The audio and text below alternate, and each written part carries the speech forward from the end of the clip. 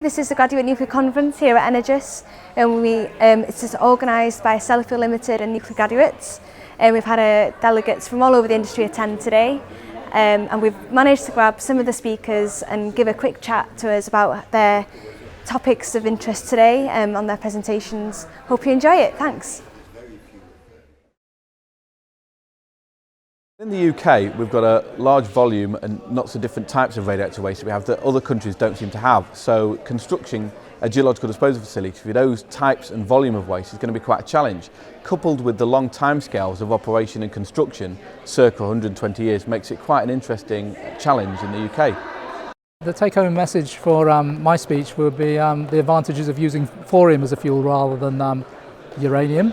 We're also looking at advanced reactor technologies which are researching the idea of subcritical designs rather than purely critical, which should enhance the safety. And we're also looking at lead coolant, which should enhance safety again on the basis that the lead as a coolant is completely non-chemically reactive compared with, for example, water coolants and sodium coolants, each which can catch fire or separate into hydrogen and oxygen, cause explosions, etc.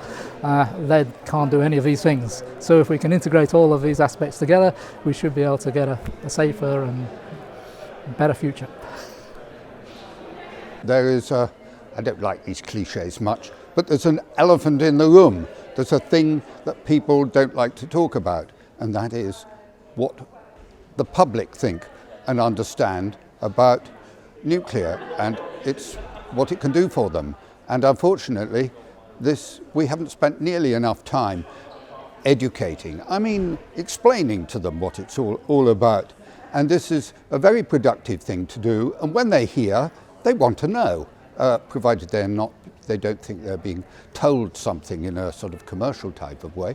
And so I'm supposed to be retired, but I've stopped retiring, and I go around the country talking to students and the public and anybody else and the powers that be and anybody else who wants to listen, and explaining what fantastic thing nuclear can and should be and must be because of global warming.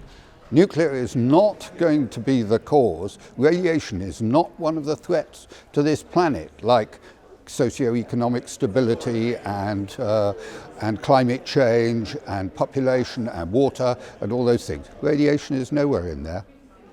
The thing I really wanted to bring out was that there was an awful lot going on throughout the world in a huge number of countries. So what I tried to do was to bring out one or two new build projects which I think will act as indicators for the sort of future success of the nuclear programs worldwide.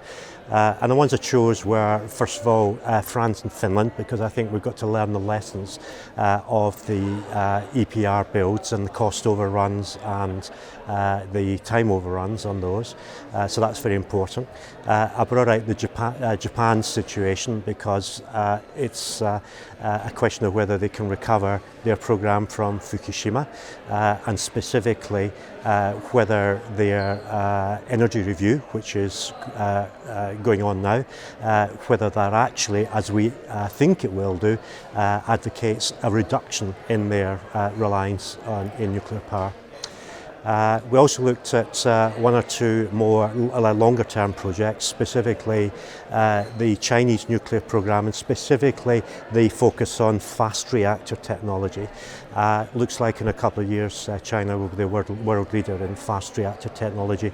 And then the final one I looked at was the Indian situation, where the Indian government has a three-phased approach which ultimately will utilise thorium as a nuclear fuel source. So if you could pick one of your top areas to watch, which one would you pick? It depends on the timescale. The short-term timescale things to watch are Japan and especially France. You know, it's what is the new government's posture going to be towards nuclear?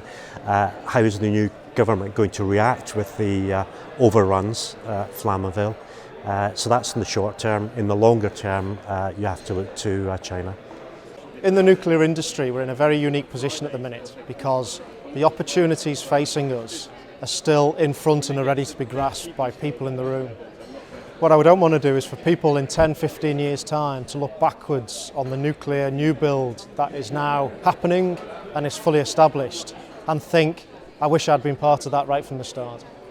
So, you know, the quote is always about, let's grasp things that are coming towards us rather than wait until they've already passed us by.